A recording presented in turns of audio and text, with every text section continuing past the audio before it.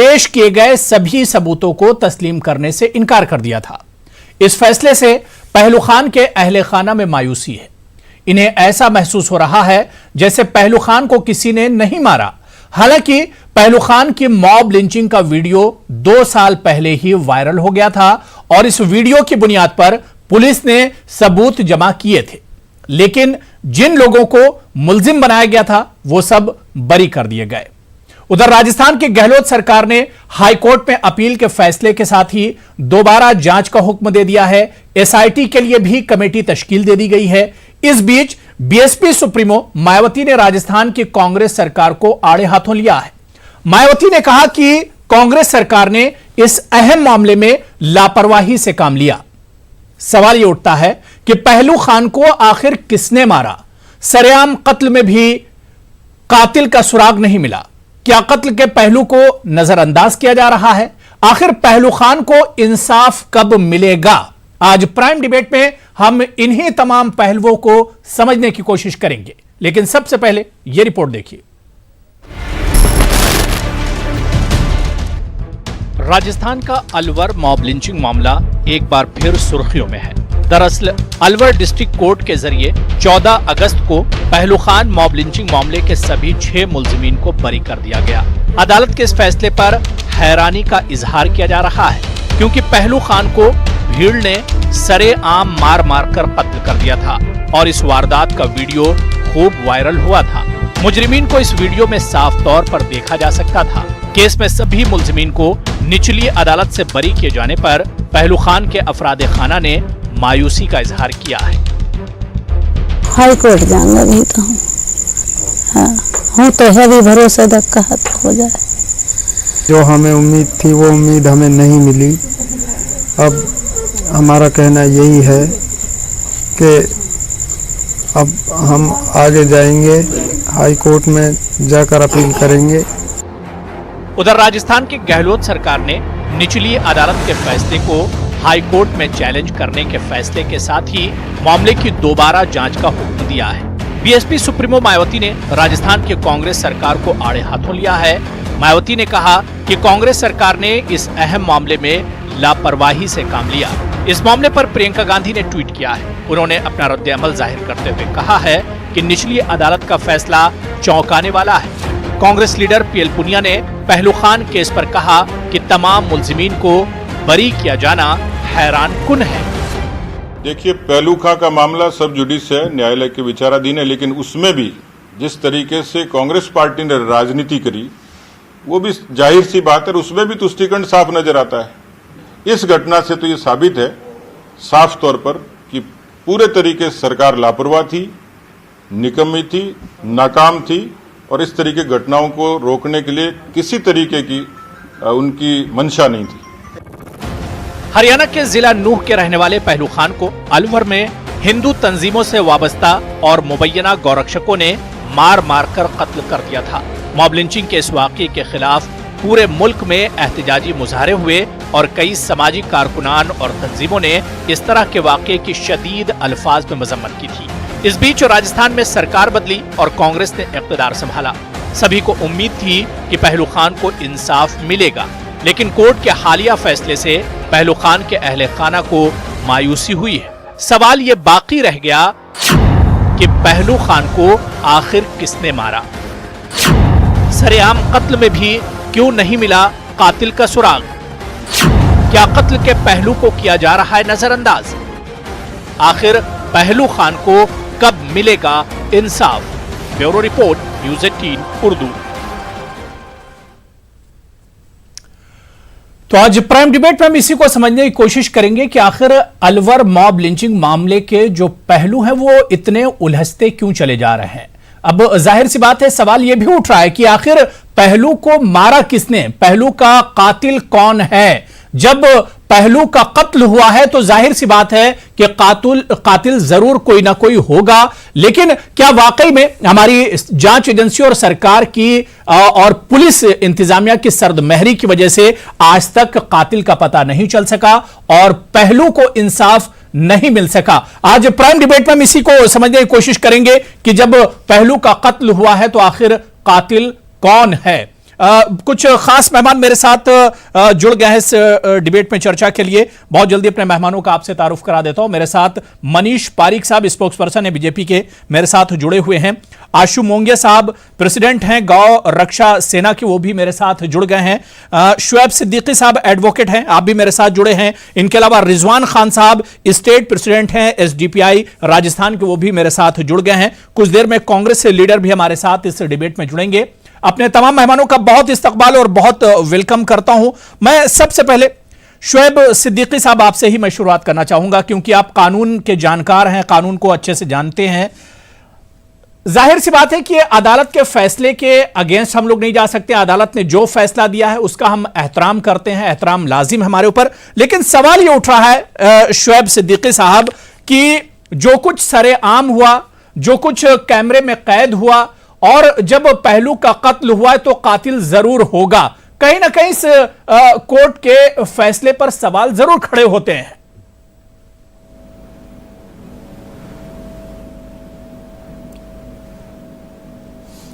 जी सही कह रहे हैं आप। देखिए मामला है कि कत्ल हुआ है तो जाहिर सी बात है कि कातिल तो कोई ना कोई होगा, और इसके पीछे किसका हाथ है वो तो वक्त बताएगा जब आगे जांच चलेगी। यहाँ पे मसला इस बात का है कि हमारे प्रोसिक्यूशन ये साबित ही नहीं कर पाए कि पहलू खां की जो पिटाई की थी, तो जो आरोपी थे उन पर साबित नहीं कर पाए, जबकि चार्ज लग चुका था, बन चुका था चार्ज। उसके जांच एजेंसी, जो पुलिस जांच एजेंसी थी, उन्होंने वीडियो की एफएसएल जांच नहीं कराई, जिसको कोर्ट ने जाहिर सी बात शक के बिना पे नहीं माना। वीडियो, दो लोगों ने वीडियो बनाई थी जिसमें पुलिस एक को पकड़ पाई, एक को पकड़ी, उसको कोर्ट ने नहीं माना। उसके बाद शिनाख्त परेड जो कराई जाती है वो पुलिस ने नहीं कराई।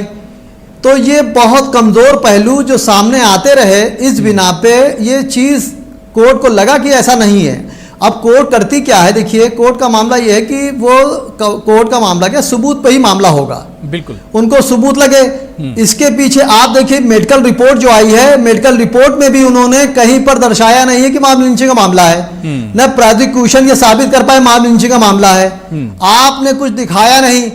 और आखिर ये मामला हुआ, कातिल कौन है? अब चूंकि मैं एडवोकेट हूं, एडवोकेट की उससे बात करूंगा।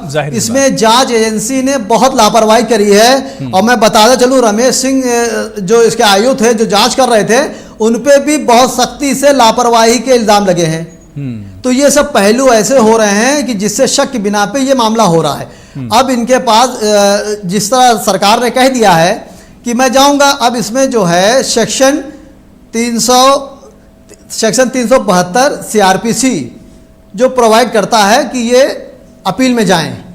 और मेरी जहां तक अपनी नॉलेज है एडवोकेट के हैसियत से, तो मुझे लगता है कि अपील में इनको जरूर इंसाफ मिलेगा। जो चीज रह गई है, जो चीज रहेगी मिलेगा, आप देखिएगा जरूर मिलेगा। क्योंकि ये मामला देखिए, इसमें जो थी 7 एफआईआर हुई थी, 7 एफआईआर हुई थी, जिसमें 6 अभी चल रही हैं। इसको जल्दी खत्म कर दिया गया।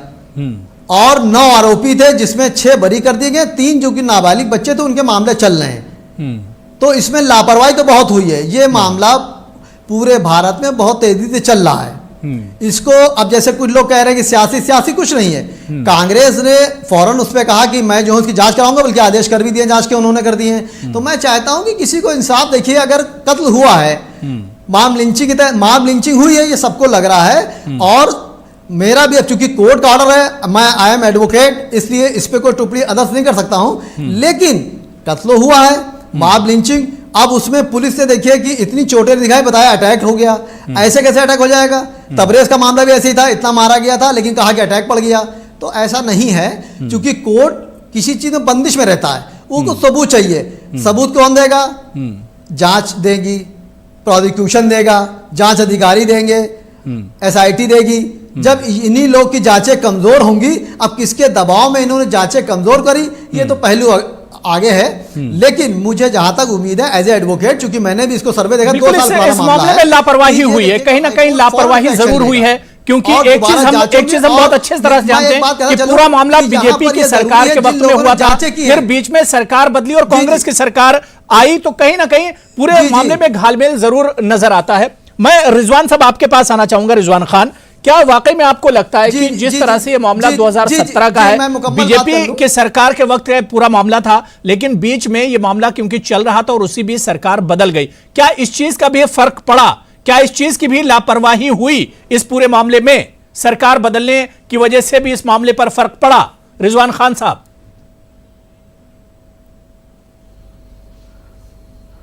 जी, दरअसल पहले ही दिन से जिस वक्त पहलू खान का मर्डर हुआ, हम लोग इस पूरे प्रकरण को हम लोग एसडीपीआई की तरफ से इसको देख रहे थे। और जिस वक्त राजस्थान में भारतीय जनता पार्टी की सरकार थी, तो पूरी तरीके से ये एक सोचा समझा एक रणनीति हम लोगों को लग रही थी। उसके बाद जिस तरीके से आप लोग का सवाल है कि सरकार के बदलने के बाद क्या इसमें तब्दीलियां आई हैं, हम समझते हैं कि सबसे पहले जब सरकार ने अपना कार्यकाल और कार्यभार संभाला, उसी के जस्ट बाद social democratic party of India ने सबसे पहले हम लोगों ने दूसरे या तीसरे दिन यहाँ के मुख्यमंत्री श्रीमान अशोक गहलोत साहब को एक मेमोरेंडम दिया और बाकायदा कहा कि इस मामले में तमाम जितनी भी मामला जो मॉब लिंचिंग के राजस्थान में हुए हैं उसके लिए एक एसआईटी गठित होनी चाहिए। पर किसी भी तरीके से यहाँ की सरकार ने, कांग्रेस सरकार ने उस पर किसी भी तरह का कोई एक्शन नहीं लिया।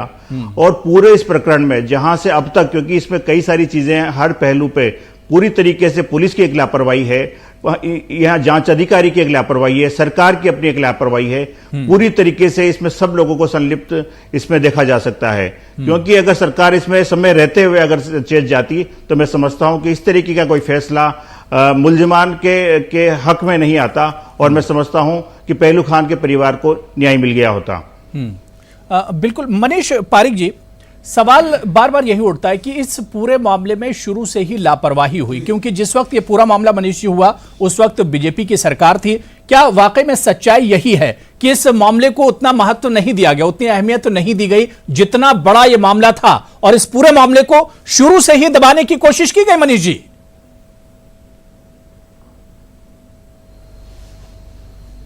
नहीं, अब बात ये भी है कि जो पुलिस एजेंसी अपना काम करती है, कोर्ट अपना काम करता है, उनकी अपनी लिमिटेशन है।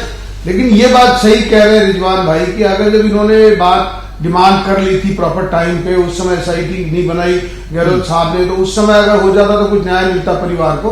बड़ी बात ये भी है कि अब वो जो बाद में ये सब नाटकबाजी ड्रामेबाजी हो रही है ये दिखाने के लिए कि देखो हमने ये कर लिया है, ये तो और भी बुरी बात है कि आप जो करना जिस समय चाहिए था उस टाइम पे आपने कुछ नहीं किया, और बाद में खाना पूर्ति करने के लिए जब प्रियंका वाड्रा नहीं, उस वक्त तो सरकार बीजेपी की थी मनीष जी, उस वक्त तो कांग्रेस की सरकार कहां थी? जिस वक्त ये पूरा मामला हुआ है मनीष जी, उस वक्त तो बीजेपी की सरकार थी, उस वक्त तो करना बीजेपी सरकार को था। उन्होंने बात नहीं करी। मैंने आपको कहा अगर उनको अपने तरफ से कुछ रखना, ये रिजवान भाई को मैं यही बताना चाह रहा हूँ, रिजवान भाई ने जो कहा है ना वो ये है कि न्याय मिलने का समय होता है। अब उसके बाद में आप कोई चीज कर रहे हैं तो क्या चीज करना चाहते हैं? बड़ी बात यह भी है कि जो इस मामले में सेम इसी तरह के मामले मॉब लिंचिंग के होते हैं, तब आप एसआईटी नहीं बनाते हैं। तो आप उस समय हरीश जादव के मुद्दे पे देखेंगे तो ये सरकार नहीं बना रही है। शास्त्रीनगर में दंगा हुआ, पुलिस प्रशासन को अपने तरह से इस्तेमाल करना, मनीष जी मैं क्या कह रहा हूं कि ये तमाम चीजें तो बीजेपी की सरकार भी कर सकती थी। कांग्रेस की सरकार कर रही, ठीक है, या उसने जो गलतियां की ठीक, लेकिन मैं ये कह रहा हूं कि जिस वक्त ये पूरा मामला 2017 में हुआ मनीष जी, उस वक्त तो बीजेपी की सरकार थी। बीजेपी की सरकार ने इसमें एक तरह से ढील दी। बीजेपी की सरकार ने इस पूरे मामले को बहुत कायदे से हैंडल नहीं किया मनीष जी।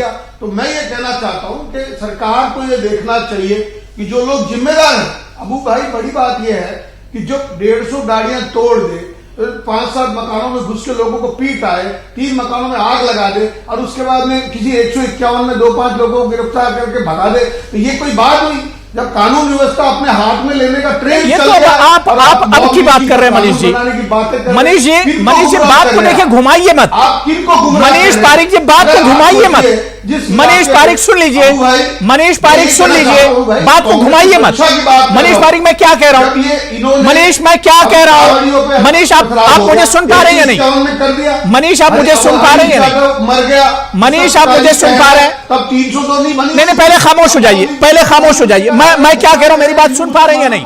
मैं ये कह रहा हूं कि ये पूरा मामला बीजेपी सरकार में हुआ था, उस वक्त इस पूरे मामले को कायदे से हैंडल नहीं किया गया, वरना आज ये नौबत नहीं आती मनीष जी।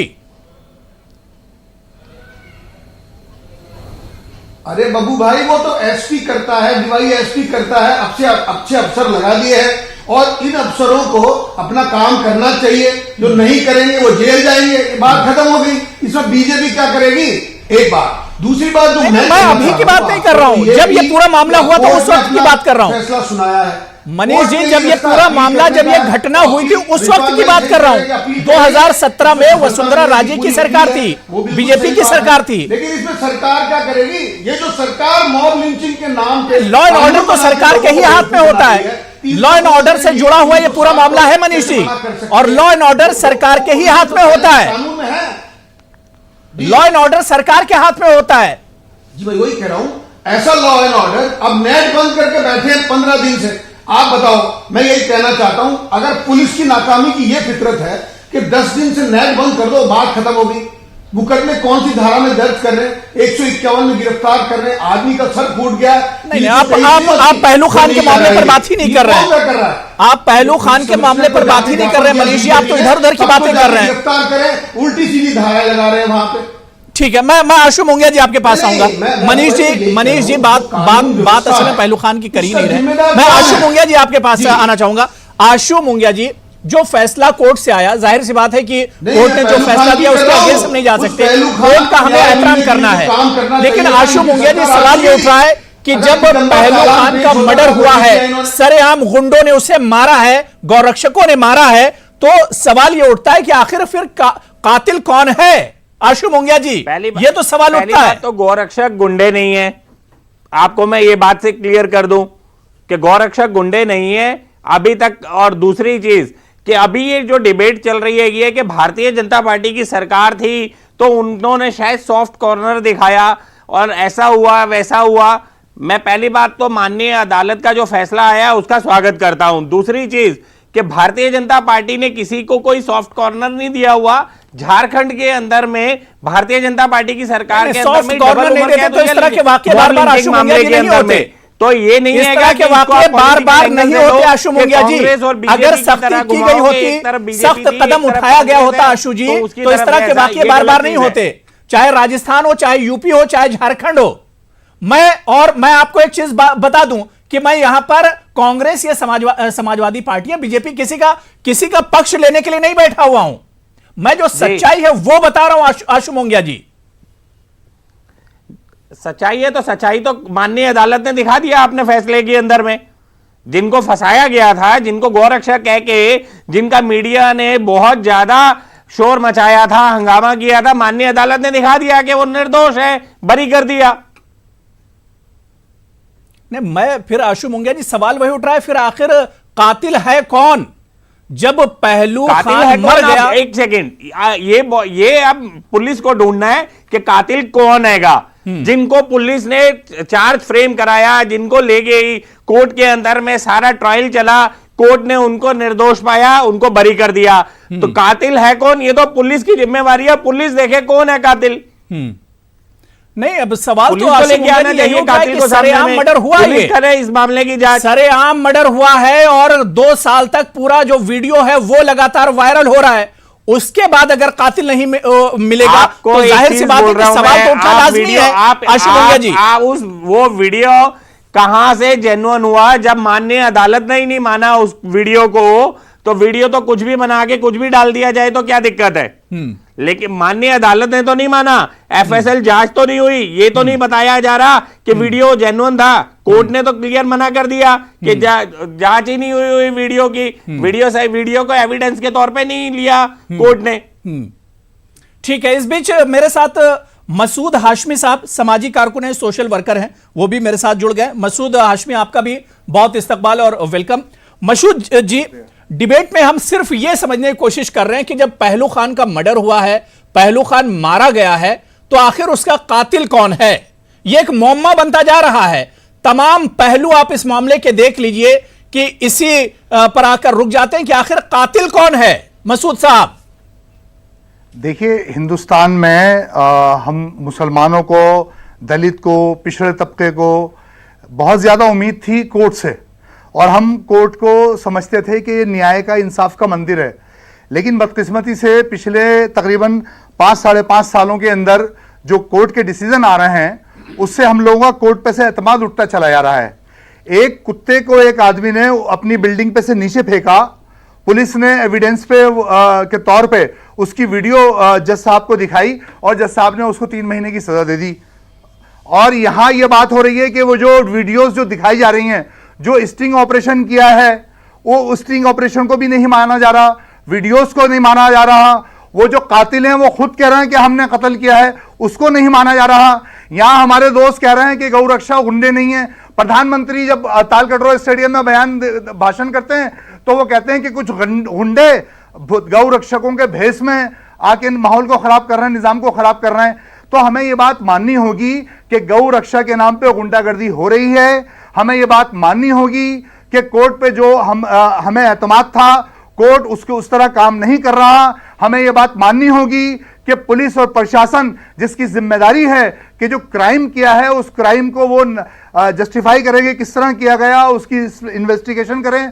पुलिस कुछ लोगों के इशारों पर, कहने के ऊपर उन लोगों के खिलाफ सही तरह से इंक्वायरी नहीं कर रही है। हमें यह मानना होगा कि जो आतंकवादी हैं, जो किलर्स हैं, जो लिंचर्स हैं, उनको गार्लेडिंग की जाती है, उनके वेलकम किया जाता है, उनको टिकट देके उनको एमएलए एमपी बनाया जाता है। हमें यह मानना होगा कि बाकायदा तरीके से एक लॉबी है जो ऐसे काम कर रही है कि मुसलमानों को लिंच करो और वो दिखाओ वीडियो पे और उनमें दहशत फैला दो। ये ऐसा हो रहा है और हमारी चिंता अब सिर्फ ये है कि कोर्ट जिस तरह से काम कर रहा है, जिस तरह से कोर्ट ने आज तक नहीं देखिए, कोर्ट पर सवाल नहीं उठा सकते। मसूद हाशमी बार-बार गुजरात से कोर्ट पर आप देखिए कानून अंधा नहीं है। मसूद हाशमी जी माफ कीजिएगा, मसूद हाशमी साहब, कोर्ट पर बार-बार सवाल नहीं उठाया जा सकता। देखिए कोर्ट के फैसले का तो एहतराम करना होगा। ये जमहूरी मुल्क है, दस्तूर हमारा है और कोर्ट अभी ऐसा नहीं कि बिल्कुल इंसाफ एक तरह से मर गया है। अब ये निचली अदालत का फैसला है मसूद हाशमी साहब, और कोर्ट को इस तरह से मौर्दे इल्जाम नहीं ठहराया जा सकता। कोर्ट पर तो भरोसा करना होगा। नहीं, भरोसा तो हम करते हैं, लेकिन कोर्ट जिस तरह से फंक्शन कर रहा है, भरोसा ये करते हैं कोर्ट पे, इसलिए बोलते हैं रिलायबल नहीं रहा, उठ गया कोर्ट, वो रिलायबल नहीं रहा। हमें सोचना पड़ेगा, चूंकि आरएसएस की मानसिकता के लोग वहां पर भी अब पहुंच चुके हैं और हमें अभी भी जो हायर अथॉरिटीज हैं, हायर कोर्ट्स हैं, उन पे हमें भरोसा है, ऐसी बात नहीं है। लेकिन ये निचले कोर्ट से ही ऐसी बातें क्यों निकल के आ रही हैं, हमें तो इस बात की चिंता हो रही है। पहली बात कि कोर्ट के ऊपर में अगर हम ये कहें कि जी आरएसएस के लोग वहां पर पहुंच गए, आप जुडिशरी पे आप उंगली उठा रहे हो, पहली चीज। दूसरी चीज, आपने जुडिशरी पे उंगली उठाते हुए ये कह दिया कि विश्वास खत्म हो गया कि ये चीज ठीक है। जब आप ये कर रहे हो तो आगे की उम्मीद क्यों कर रहे हो आप? और दूसरी बात, क्या अगर निचली अदालत में आरएसएस के लोग पहुंच गए तो क्या ऊपर की अदालत में आरएसएस के लोग नहीं पहुंच सकते?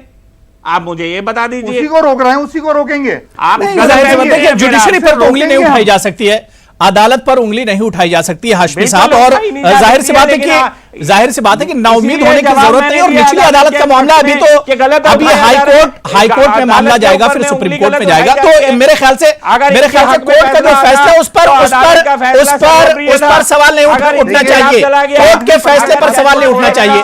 कोर्ट के फैसले पर सवाल नहीं उठना चाहिए। मैं बिल्कुल क्लियर कर देता हूं, कोर्ट के फैसले पर कोर्ट का जो फैसला है उसका तो एहतराम लाजिम है। कोर्ट का एहतराम हम सभी पर लाजिम है और एहतराम किया जाना चाहिए। मैं शुएब सिद्दीकी, मैं शुएब साहब आपके पास नहीं बात हो गई। मोंगिया जी मैंने क्लियर कर दिया। शुएब साहब मैं आपके पास आ रहा हूँ। शुएब सिद्दीकी, ठीक है मोंगिया जी बात हो गई। हाशमी जी बात हो गई आपकी। हाशमी जी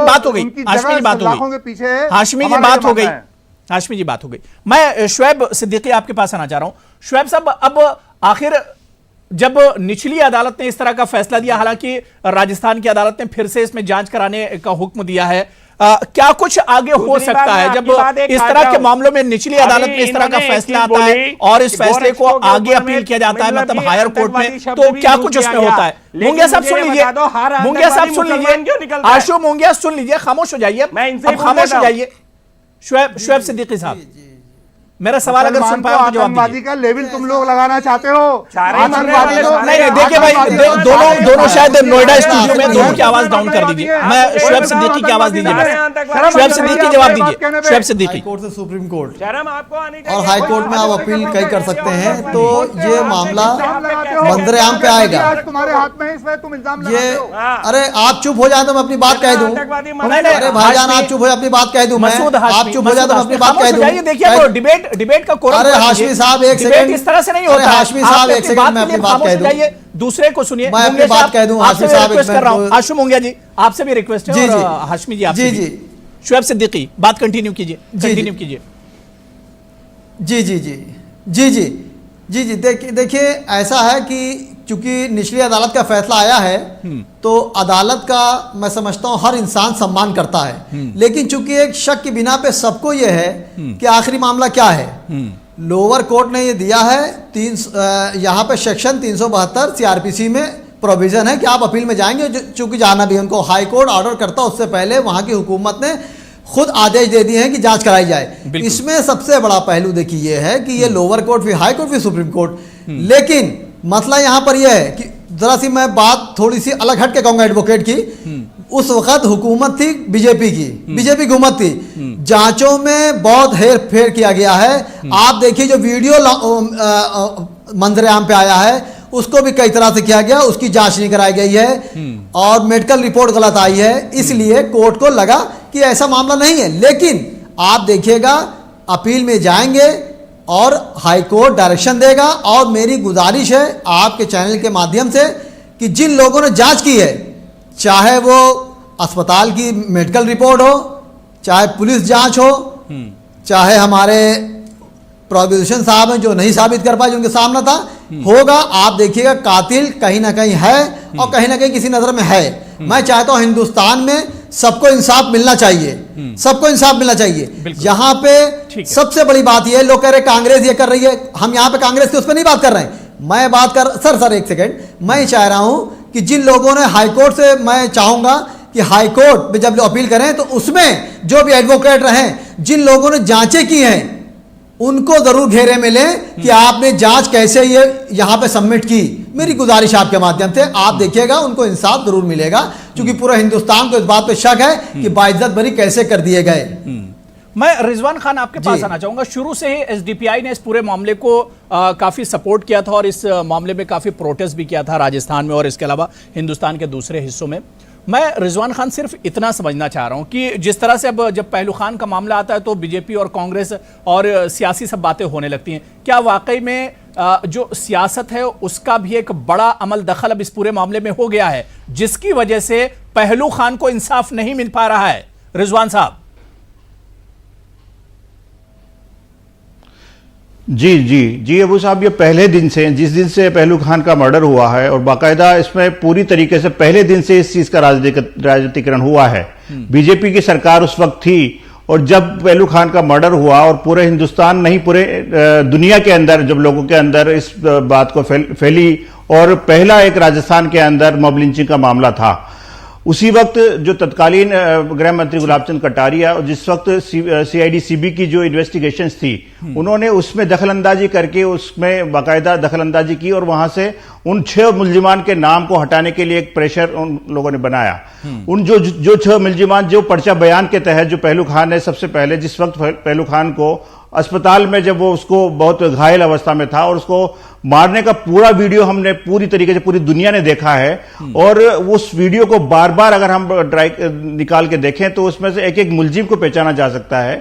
जब वो वीडियो पूरे दुनिया के अंदर फैला और उस पर सवाल उठने लगे और जब पहलू खान को हॉस्पिटल लाया गया और उसको पर्चा बयान किया गया तो पर्चा बयान में जिन मुलजिमान के नाम उसने लिए थे, सीआईडी सीबी ने उन मुलजिमान के नाम पूरी तरीके से अपने इन्वेस्टिगेशन से निकाल दिए। ये एक बहुत बड़ी खामी इस केस में रही है और उसके बाद फिर दूसरे लोगों के नाम उसमें जोड़ दिए गए हैं और उन लोगों के खिलाफ किसी तरीके का एविडेंस नहीं मिलना भी एक तरह से पूरी तरह साजिश का नतीजा है, क्योंकि हम देख रहे हैं कि वो वीडियो, जिस वीडियो के जरिए लोगों तक इस बात की खबर पहुंची थी, वही वीडियो की एफएसएल जांच पहले दिन से नहीं हुई है। पुलिस की कितनी बड़ी घोर लापरवाही है कि पहले दिन से इतना वीडियो है जो कि वायरल हुआ है और इस पूरे मामले पर सियासत भी हुई।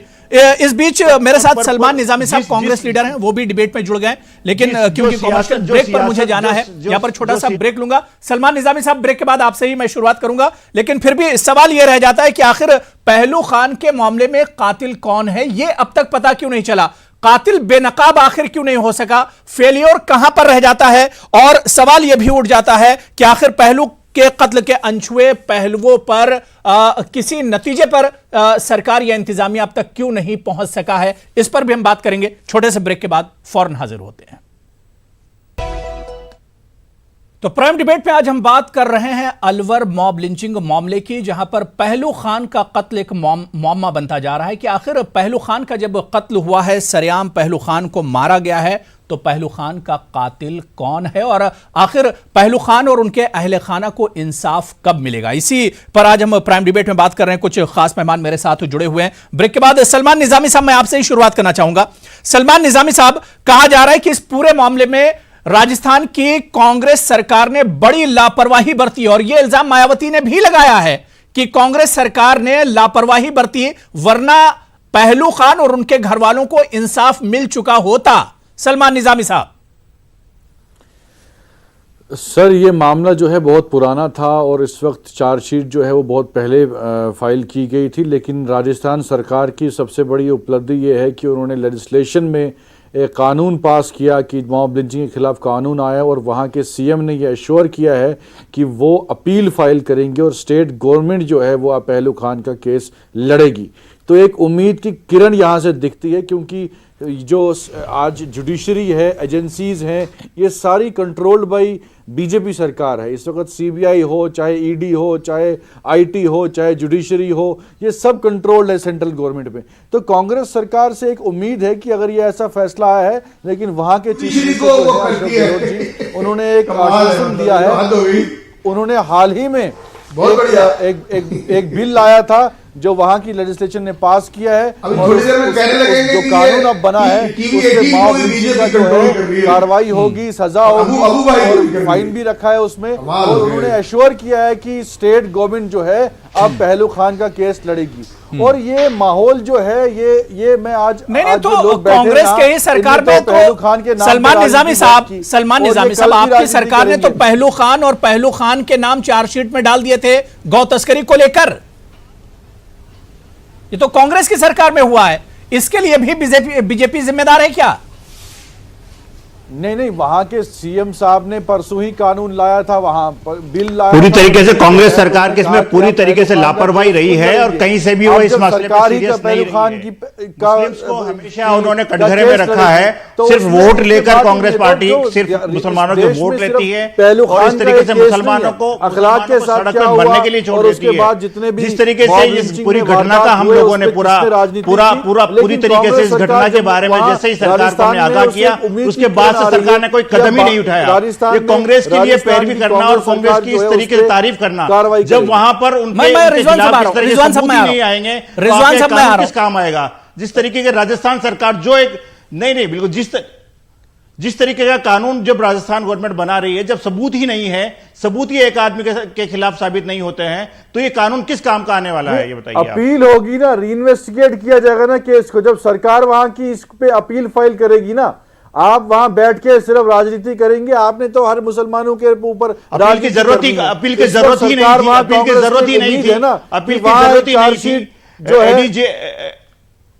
एडीजी से ही इसका फैसला होना था और यहीं पे उनको सजा मिली थी और पहलू खान को न्याय मिलना था, क्योंकि यह है कि यहां पे पूरी तरीके से पुलिस के इन्वेस्टिगेशन में घोर लापरवाही है। मनीष जी, मैं आपके पास आ रहा हूं। मनीष जी, जो बात ठीक है, कांग्रेस की अभी सरकार है और पूरी जिम्मेदारी कांग्रेस की ही बनती है कि वो किस तरह से पहलू खान को या उनके जो उनका खानदान है उसे इंसाफ दिलवाएं। लेकिन सवाल ये उठ रहा है कि मनीष जी, जिस तरह से उस वीडियो पर सवाल उठाए जा रहे हैं, उस वक्त की सरकार, बीजेपी की सरकार ने उस वीडियो का एफएसएल जांच नहीं कराई। अगर उसे करा लिया गया होता तो दूध का दूध और पानी का पानी हो जाता। कहा तो यहां तक जा रहा है कि मेडिकल रिपोर्ट तैयार करने में भी देरी हुई, एफआईआर दर्ज करने में भी देरी हुई और पुलिस को मौके वारदात पर पहुंचने में देरी हुई। ये सब कुछ आपकी सरकार में मनीष जी हुआ था। अब इसके लिए तो कांग्रेस को जिम्मेदार नहीं ठहराया जा सकता। और मेरे ख्याल से इस तरह के वाकये पर सियासत से अगर दूर रहा जाए तो और अच्छा होगा। मनीष जी, अपनी अगर गलती है तो उसे तस्लीम करना चाहिए।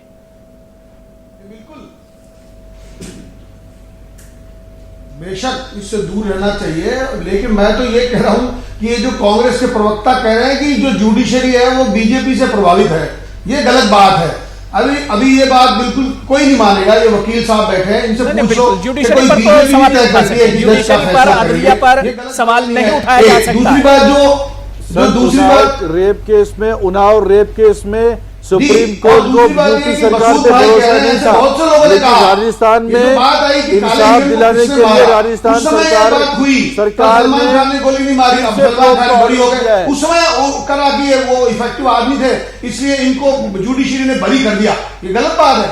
जुडिशरी पे भरोसा करना पड़ेगा, क्योंकि ये कोई भी पूछता रहेगा और ये बात कहेंगे जुडिशरी को जब आप पे भरोसा नहीं है तो आप पे भरोसा करेंगे। अगर ये मर गया है तो ऐसे कैसे सवाल इन्होंने उस समय खड़े किए थे कि सलमान ने अगर काले हिरण को गोली नहीं मारी तो काला हिरण कैसे मर गया, खुद ही मर गया था। तो मैं समझता हूं कि जो जुडिशरी है उसकी इज्जत बरकरार रखनी चाहिए। और जो ये जो मॉब लिंचिंग की बातें आप कर रहे हैं, इस बारे में कानून बनाने से नहीं होगा। ये बिल्कुल सही कहा इन्होंने। उसका फायदा क्या, जब कोई पुलिस अपनी कार्रवाई नहीं करेगी और जो पुलिस है अबू भाई वो अपने हिसाब से काम करने लगेगी सब जगह पर।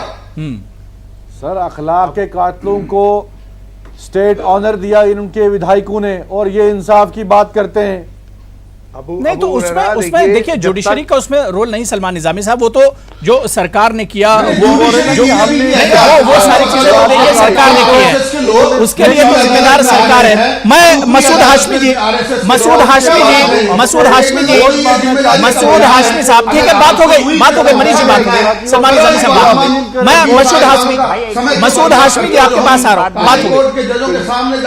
मनीष जी बात हो गई आपकी, मनीष जी खामोश हो जाइए, बात हो गई। मैं हाशमी साहब आपके पास, बीजेपी वालों पे विश्वास नहीं है तो बीजेपी वालों एक एक करके बात कर लीजिए, वन बाय वन अपनी बात रखिए।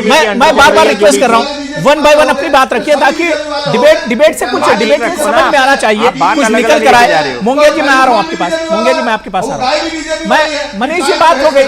मनीष जी आप मुझे नहीं सुन पा रहे हैं क्या? मैं बार बार मुझे चिल्लाना पड़ रहा है। आपकी बात हो गई मनीष जी। मैं मसूद हाशमी आपके पास आ रहा हूं। हाशमी जी, सवाल ये उठ रहा है कि अब पहलू खान को आखिर इंसाफ मिलेगा कैसे? इस पर एक तरफ सियासत भी हो रही है, कातिलों का पता नहीं चल रहा है, आखिर अब इंसाफ कैसे मिलेगा? देखिए, इंसाफ मिलने की उम्मीद इसी तरह है कि जो हमारे जो जैसे भी निजामी साहब ने कहा कि सरकार उसको आगे मूव करेगी कोर्ट में, हायर कोर्ट के अंदर, वहां सरकार जो है वो सारे पक्ष रखे। और जैसे कि अभी आपने बताया कि कांग्रेस की सरकार ने पहलू खान को तस्कर बता दिया, तो वो सब सरकार अपनी करेक्शन करे और इसके अंदर जो मुल्जिम पुलिस वाले हैं, जो मुल्जिम नहीं बल्कि मैं तो उनको मुजरिम कहूंगा, वो मुजरिम पुलिस वाले कि जिन्होंने इसके अंदर कमी बरती है और तमाम तर सबूतों से छेड़छाड़ की है, नरम एफआईआर बनाई है, नरम चार्जशीट बनाई है, ताकि इन लोगों को वहां से कोर्ट क्या कहता है? कोर्ट तो ये कहता है कि हमारे पास जो केस आया उसके आधार पर हमने जो फाइल हमारे सामने पुट की गई उसके आधार पर हमने फैसला दिया। लेकिन क्या कोर्ट ये वीडियोस नहीं देख रहा? हमारी जो आपत्ति है कोर्ट के ऊपर वो ये है कि कोर्ट के सामने सारे वीडियोस पेश किए गए और आप एक कुत्ता भेजने वाले को कोर्ट तो देखिए, कोर्ट तो सबूत पर फैसला करेगा। हाशमी साहब, कोर्ट पर सवाल मत उठाइए। मैं बार बार आपसे रिक्वेस्ट कर रहा हूं कि अदलिया और जुडिशरी पर आप सवाल मत उठाइए, कोर्ट पर मत उठाइए। कोर्ट ने अभी तो इस पूरे मामले के एक पहलू पर ही फैसला दिया है, अभी तो बहुत सी कड़ियां इससे जुड़ी हुई है। कोर्ट पर सवाल मत उठाइए और कोई मतलब नहीं निकल रहा उसका। मैं मुंगिया जी आपके पास आना चाह रहा हूं। मुंगिया जी, मेरा सिर्फ सवाल यह है कि क्या आपको नहीं लगता है कि इस तरह के मामले लगातार हो रहे हैं, इस तरह के मामले रुक नहीं रहे? इस पर सख्त कदम सरकारों को उठाना चाहिए ताकि आगे इस तरह के वाकये ना हो। मॉब लिंचिंग के जो मामले हो रहे हैं वो रेगुलर बढ़ रहे हैं, अभी तक कम नहीं हुए हैं। उसके ऊपर केंद्र सरकार को स्ट्रॉन्ग एक्शन लेना पड़ेगा, रुकेंगे तभी, ऐसे रुकेंगे नहीं, ये बात जेन्युइन है। लेकिन एक चीज ये है कि आप ये कहें कि जी कोर्ट बीजेपी के अंडर है, कोर्ट सरकार के अंडर है, ये बात फालतू की नहीं है, ये आप अदालत का अपमान कर रहे हो और कुछ पता नहीं है और बैठे बैठे मनीष जी आ रहा हूँ, थोड़ा सा सुन लीजिए। आशु मुंगिया बहुत वेट कर रहे हैं, कैसे मान लो? सुन लीजिए मनीष जी। माननीय कोर्ट नहीं मान रहा, अदालत ने नहीं माना, तो मैं कैसे मानूं? आप जैसे लोग अभी भी फेक है, वीडियो भी फेक है, ये सारी बातें मैं कह रहा हूं कि एक एक करके बात कीजिए, वन बाय वन। मैं इस तरह से अलाउ नहीं करूंगा, इस तरह अलाउ नहीं करूंगा। मेरा सवाल जिससे मैं जवाब वही दे बस। मनीष जी का थोड़ा सा ऑडियो डाउन कर दीजिए भाई, बहुत डिस्टर्ब कर रहा है। आशु मुंगिया, मतलब अगर आशु मुंगिया जी चले, मतलब कि कोर्ट आपका बाउंड होके चले, आपके अंडर चले। कोर्ट ने तो इंसाफ किया ना, बिल्कुल इंसाफ किया है, ना इंसाफी की है, किस तरीके से लोया से लेके यहाँ तक ना इंसाफी की है कोर्ट ने। हाँ, वीडियो नहीं, देखिए कोर्ट पर सवाल मत उठाइए, कोर्ट पर सवाल मत उठाइए, वीडियो दिखा रहे हैं। ज्यूडिशरी पर सवाल नहीं उठाया जा सकता है। मैं बार बार रिक्वेस्ट कर रहा हूं, जितने पैनलिस्ट है सबसे मैं बार बार रिक्वेस्ट कर रहा हूं। मैं शुएब सिद्दीकी जी आपके पास आना चाह रहा हूं। शुएब सिद्दीकी जी, हम इनके डबल स्टैंडर्ड शुएब साहब देखिए, मेरा सवाल शुएब सिद्दीकी साहब से है। सबका ऑडियो डाउन कर दिए। शुएब सिद्दीकी साहब, मैं सिर्फ यह समझना चाह रहा हूं कि कोर्ट ने अभी तो जाहिर सी बात है कि एक पहलू इस पूरे मामले का देखा है, वहां पर उसने अपना फैसला दिया है, लेकिन बिल्कुल ये पूरा मामला बहुत उलझता हुआ जा रहा है। अब ये अगर हायर कोर्ट जाएगा तो वहां पर क्या कुछ इस पूरे मामले के साथ तो हो सकता है? शुएब सिद्दीकी साहब,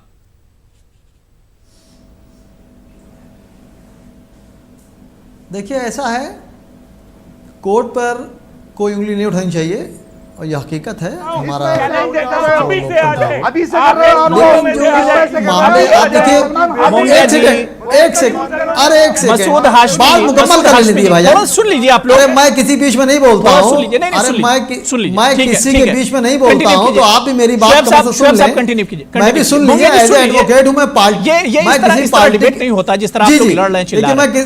जी देखिए, मैं देखिए मैं किसी पार्टी का प्रवक्ता नहीं हूं, मैं लाशों में सियासत करता हूं।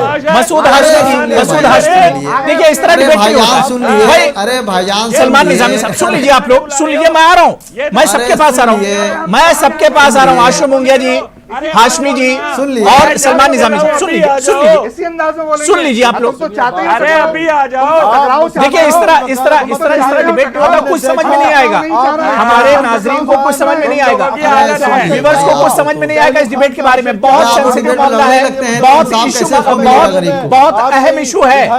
समाज एक तरह से टूट रहा है, जिस तरह के वाकयात हो रहे हैं, समाज के लिए बदनुमा दाग है ये पूरा मामला।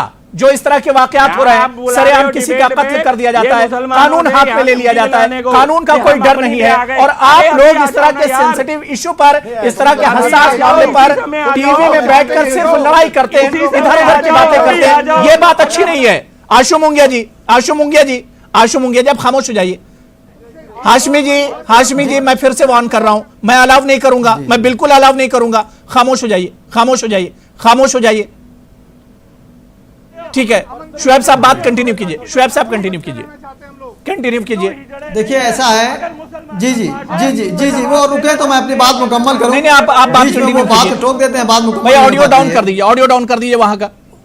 जी वो लोग शायद मुझे सुन नहीं पा रहे, एक ही जगह पे बैठे हुए मेरी आवाज सुन नहीं पा रहे। मैं बार बार रिक्वेस्ट कर रहा हूं कि डिबेट को डिबेट की तरह से चलने दिया जाए। देखिए ऐसा है कि लोअर, जी कंटिन्यू कीजिए, शुएब साहब कंटिन्यू कीजिए। इसको जो है लोअर कोर्ट ने देखिए, कोर्ट के ऊपर उंगली उठाना बहुत गलत चीज है। कोई भी उंगली उठा रहा कोर्ट पे गलत है। मैं एज ए एडवोकेट भी कह रहा हूँ, एज ए हिंदुस्तानी नागरिक भी कह रहा हूँ। कोर्ट देखिए सबसे बड़ा लोकतंत्र है, हमारा मंदिर है, वो फैसला देखिए कोर्ट जो है वो सबूत के आधार पर फैसले देता है। जो उन्होंने दिया हमें सर आंखों पर है। लेकिन यहाँ पे बात ये आती है कि मॉब लिंचिंग का मामला था, ये सबको मालूम है। अब चूंकि कोर्ट का ऑर्डर आ गया इसलिए लोग खुल के नहीं आ पा रहे हैं बाद में। और मैं कोई पार्टी का प्रवक्ता नहीं हूँ, ना मैं लाशों में सियासत करता हूँ। I am only practitioner lawyer. आप लोग बुलाते हैं, सच बात कहने आ जाता हूँ। इसमें जांच एजेंसी जहाँ तक पुलिस ने जांच की, अस्पताल की जांच आई, इन सब ने किसी के दबाव में या जो भी आप समझ लें, बहुत नॉर्मल उसको रखा कि जब बहस हो, जिरा हो तो मुल्जिम छूट जाएं। आप देखिएगा ये हाई कोर्ट में जब ये अपील पड़ेगी और मेरी वकील साहब, जो भी वकील इसको डाल करें या गवर्नमेंट की तरफ से जाए, उसमें ये ज़रूर एक ऑप्शन बढ़ा दें कि जो जांच एजेंसियां, चाहे पुलिस की हो चाहे अस्पताल की रिपोर्ट आई हो, उन पे ज़रूर एक्शन लिया जाए कि आपने जांच कैसे गलत करी। और आखिर वो इंसान सलमान निजामी साहब, आपको नहीं पता चल पा रहा है कि वो सलमान निजामी साहब, अब कांग्रेस क्योंकि दोबारा से इस पूरे मामले की जांच कराने जा रही है, अब एक जिम्मेदारी कांग्रेस पर और बढ़ जाएगी, क्योंकि शुरू से कहा जा रहा है कि इस पूरे मामले में लापरवाही बहुत ज्यादा हुई। कहां कहां लापरवाही हुई, कहां पर खामियां रह गई, कमी कहां पर रह गई, इन तमाम चीजों को भी अब कांग्रेस सरकार को या एडमिनिस्ट्रेशन को एक तरह से ढूंढना होगा। अगर नए सिरे से आप जांच कर रहे हैं तो इन तमाम खामियों को ढूंढकर अलग करना होगा। ये जिम्मेदारी रहेगी इस सरकार पर। होता है, पहलू खान का पहला केस नहीं है, यहाँ ये हिंदू मुस्लिम की बात कर रहे हैं। पहलू खान पहले हिंदुस्तानी है, बिल्कुल, और हर हिंदुस्तानी का हक है, उसकी फैमिली का अधिकार है कि वो हक की लड़ाई लड़े। उसको इसी संविधान ने इजाजत दी है, चाहे वो सुप्रीम कोर्ट में जाए चाहे कहीं। लेकिन इस वक्त कांग्रेस की सरकार पहलू खान के पूरे परिवार के साथ खड़ी है। अगर एक कोर्ट ने कोई फैसला दिया, लेकिन वहीं के सीएम कह रहे हैं कि अगर लापरवाही हुई, अगर पुलिस वालों ने कुछ किया, गड़बड़ किया, लेकिन हम फिर से रीइन्वेस्टिगेट करेंगे। लेकिन उन्होंने क्लीन चिट नहीं दी। सरकार पहलू खान के खानदान, परिवार सबके साथ खड़ी है, और सरकार ने कहा कि हमने लॉ भी लाया है और हमने अपील भी फाइल करेंगे और उसको इंसाफ दिलवाएंगे। लेकिन क्या भाजपा वाले पहलू खान के किसी परिवार के साथ खड़े हैं? अभी बताइए कौन खड़ा है? कोई विधायक पहलू खान के घर में गया उनका हाल पूछने? आज ये बड़ी बड़ी बातें कर रहे हैं। इन इतने सालों में कोई बीजेपी का मेंबर, कोई एमएलए, कोई एमपी पहलू खान के घर गया उसकी मां का हाल पूछने? अरे निजामी साहब, आज सवाल होते हैं। हमें नहीं चाहिए ऐसी सिंपैथी। हमें इस बात से कोई सरोकार है, कोई गया नहीं गया। आप इंसाफ की तो बात करो, बात इंसाफ दिलाएंगे ना, आपके हो रहा है इंसाफ इंशाल्लाह। हम तो गए ना कोर्ट में, वहां कोई नहीं गया ना। हम अपील फाइल करेंगे, हम उसके लिए लड़ेंगे, मरते दम तक लड़ेंगे, इंशाल्लाह लड़ेंगे और उसको इंसाफ दिलवाएंगे। यहाँ बात हो गई, सलमान निजामी साहब बात हो गई, सरकार पे भरोसा रखिए। ठीक है, ठीक है। आशु मुंगिया कुछ रिएक्शन देना चाह रहे हैं। आशु जी जल्दी से रिएक्शन दीजिए, मैं मनीष जी के पास जाऊंगा। जो सवाल सलमान निजामी ने किया उसका जवाब मैं लेना चाहूंगा। आशु मुंगिया, पर डिबेट्स पे बुलाकर हमारे को धमकी दिलवाने की कोशिश करते हो और हमारे को यहाँ पर मुसलमानों की ये दिखा रहे हो कि हम अपनी भी आए तो हम ये कर लेंगे और वो कर लेंगे। एक ओवैसी भोगता रहा, उसकी तरह आज वीडियो देख के आ गए तो ये यहाँ पर इस तरह से। नहीं, आशु मुंगिया जी, आशु मुंगिया जी, देखिए इस तरह की बात मत कीजिए। इस तरह की बकवास आशु मुंगिया जी, आशु मुंगिया जी, आशु मुंगिया जी, आशु मुंगिया जी, आप खुद आपने खुद बड़ी अच्छी बात कही। आपने खुद कहा बहुत सेंसिटिव मामला है और इस पर पहलू खान को इंसाफ मिलना चाहिए। अब डिबेट के आखिर में इस तरह की बात करेंगे तो मजा किरकिरा हो जाएगा। यहाँ पर हिंदू मुसलमान करने के लिए लोग नहीं बैठे। यहाँ पर आशु मुंगिया जी हिंदू मुसलमान करने के लिए नहीं बैठे। मैं तो ये कहूंगा कि अगर आप लोगों में कोई हिंदू मुसलमान करता है तो डिबेट आप छोड़ दीजिए, डिबेट छोड़ दीजिए। यहाँ हिंदुस्तानी की बात होनी चाहिए। पहलू खान एक हिंदुस्तानी है, हिंदुस्तानी की नजर से उसकी बात होनी चाहिए। हिंदू मुसलमान करके सियासत करेंगे तो आप बिल्कुल डिबेट से जा सकते हैं। मैं किसी को इजाजत नहीं दूंगा, चाहे वो मसूद हाशमी हो, चाहे वो आशु मुंगिया हो। मैं किसी को मैं इजाजत नहीं दूंगा, हिंदू मुसलमान करने की इजाजत नहीं दूंगा ना, चाहे वो मसूद हाशमी हो, चाहे वो आशु मुंगिया हो। मैं सियासत नहीं होनी चाहिए। बहुत हसास मामला है। इस तरह के लड़ाई झगड़े की वजह से ही इस तरह के मामले सॉल्व नहीं हो पाते हैं। ठीक है, ठीक है। नहीं, देखिए ऑडियो डाउन कर दिए दोनों लोगों का, ये बात नहीं करना चाह रहे हैं, ये बात दोनों लोग नहीं करना चाह रहे। मैं मनीष जी आपके पास आना चाहूंगा। मनीष जी, जो बात सलमान निजामी साहब कह रहे थे कि बीजेपी वालों को क्या ये नहीं है कि पहलू खान या उनके घर वालों को इंसाफ नहीं मिला है? क्या वाकई में बीजेपी वहां पर मेन अपोजिशन है? क्या उसे पहलू के घर वालों को उनके जख्मों पर मरहम लगाने के लिए नहीं पहुंचना चाहिए, उनके साथ नहीं खड़ा होना चाहिए? मनीष जी,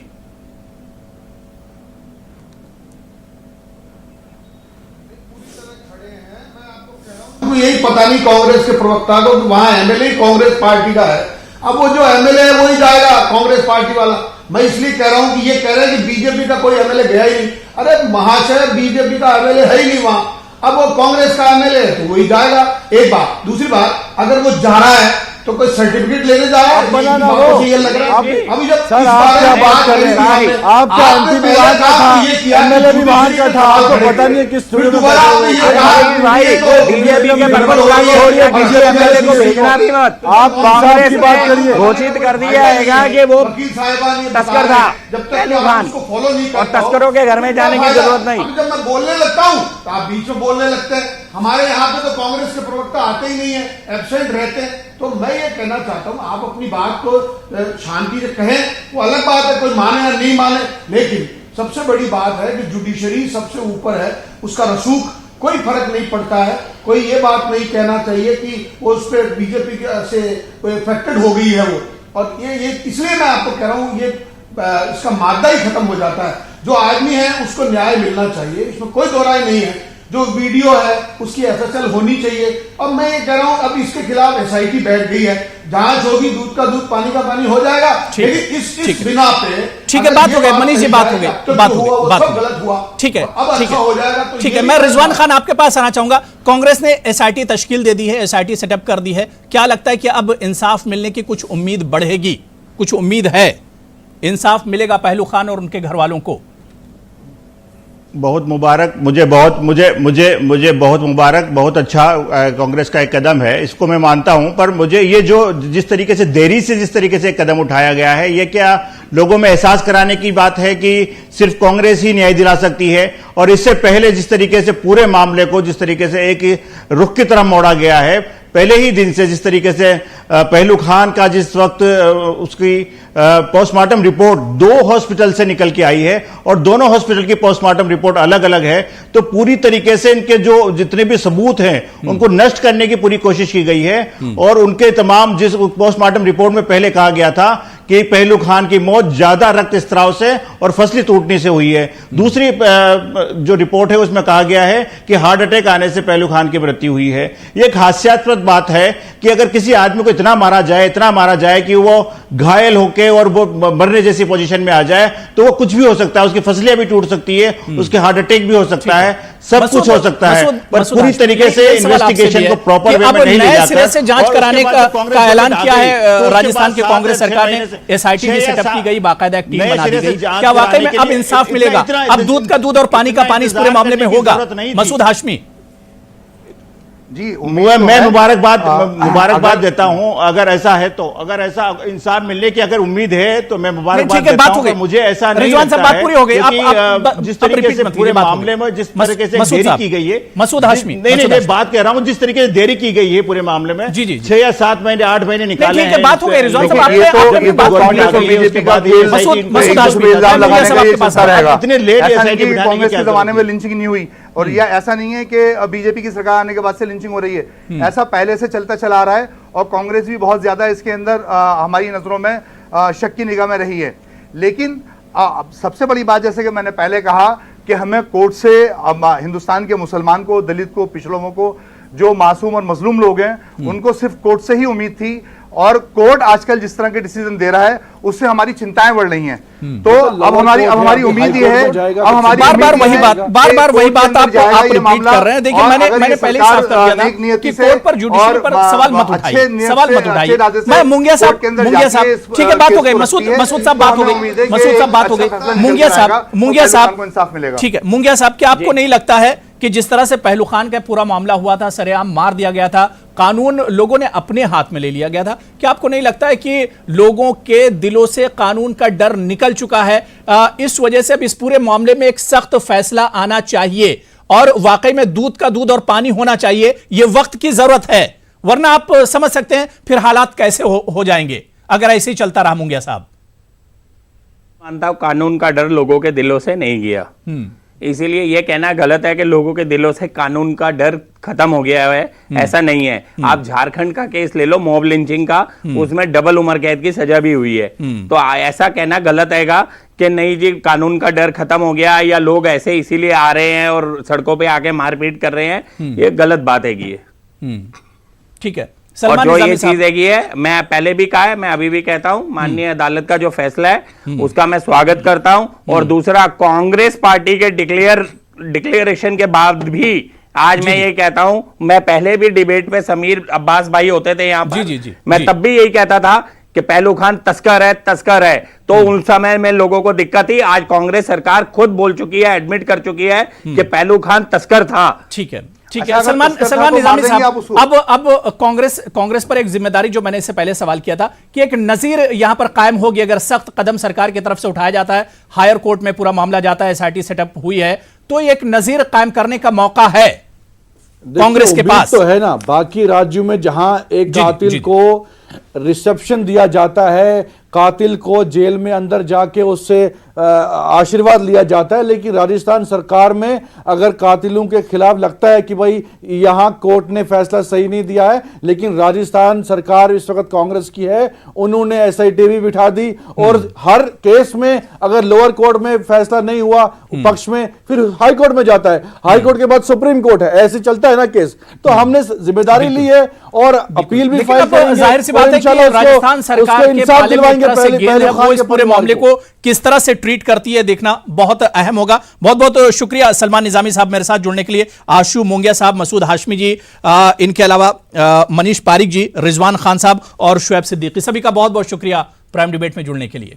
आदाब।